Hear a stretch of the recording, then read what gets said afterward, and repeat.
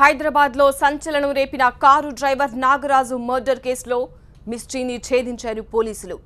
నిందితులు వెంకట సుకృత్, అతని ఫ్రెండ్ సహా సుకృత్ తండ్రి ఐఏఎస్ డి వెంకటేశ్వరరావును అరెస్ట్ చేశారు.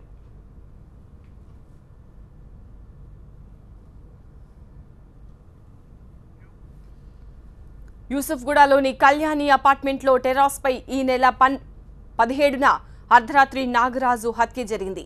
18న నైట్ టైంలో శవాన్ని తరలించే క్రమంలో సుకృత్ నిర్వాకం సీసీటీవీలో రికార్డైంది. నాగరాజు బంధువులు కూడా సుకృత్పై అనుమానాలు వ్యక్తం చేశారు. సీసీటీవీ ఫుటేజ్ ఆధారంగా పోలీసులు సుకృత్ను, అతని ఫ్రెండ్ను అదుపులోకి తీసుకున్నారు. ఐఏఎస్ వెంకటేశ్వరరావు ప్రమేయంపై అభియోగాలొచ్చాయి. ఈ క్రమంలో అతన్ని కూడా అదుపులోకి తీసుకుని ఎంక్వైరీ చేశారు.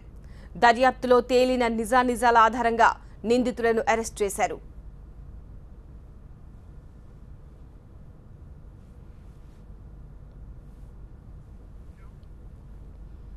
చనిపోయిన వ్యక్తి డ్రైవర్గా పనిచేసేవాడు.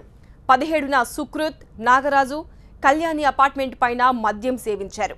ఆ క్రమంలోనే నాగరాజు హత్య జరిగింది.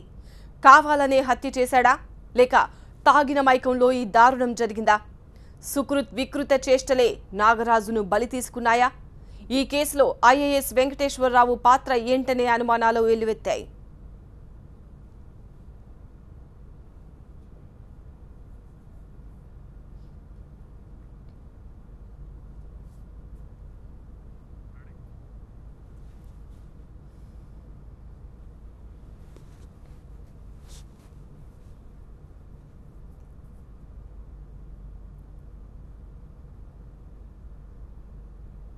ఐఏఎస్ వెంకటేశ్వరరావు పాత్ర ప్రమేయం ఏంటన్నది సంచలనంగా మారింది.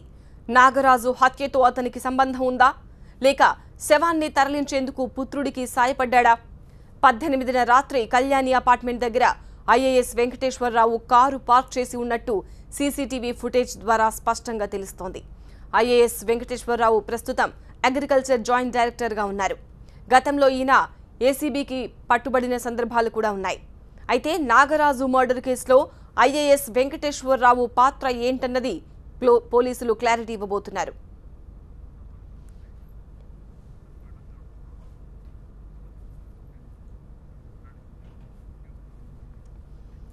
హైదరాబాద్ లో సంచలనం రేపిన కారు డ్రైవర్ నాగరాజు మర్డర్ కేసులో మిస్టరీ ఛేదించారు పోలీసులు. నిందితులు వెంకట సుకృత్, అతని ఫ్రెండ్ సహా సుకృత్ తండ్రి అయిన ఐఏఎస్ డి వెంకటేశ్వరరావును కూడా అరెస్ట్ చేశారు. యూసుఫ్గూడలోని కళ్యాణి అపార్ట్మెంట్లో టెర్రాస్పై ఈ నెల 17న అర్ధరాత్రి నాగరాజు హత్య జరిగింది. 18న నైట్ టైంలో శవాన్ని తరలించే క్రమంలో సుకృత్ నిర్వాకం సీసీటీవీలో రికార్డైంది. నాగరాజు బంధువులు కూడా సుకృత్పై అనుమానాలు వ్యక్తం చేశారు. సీసీటీవీ ఫుటేజ్ ఆధారంగా పోలీసులు సుకృత్ను, అతని ఫ్రెండ్ను అదుపులోకి తీసుకున్నారు. ఐఏఎస్ వెంకటేశ్వరరావు ప్రమేయంపై అభియోగాలొచ్చాయి. ఈ క్రమంలో అతన్ని కూడా అదుపులోకి తీసుకుని ఎంక్వైరీ చేశారు.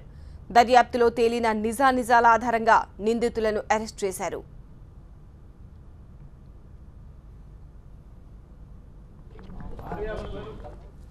చనిపోయిన వ్యక్తి డ్రైవర్గా పనిచేశాడు. 17న సుకృత్, నాగరాజు కళ్యాణి అపార్ట్మెంట్ పైన మద్యం సేవించారు.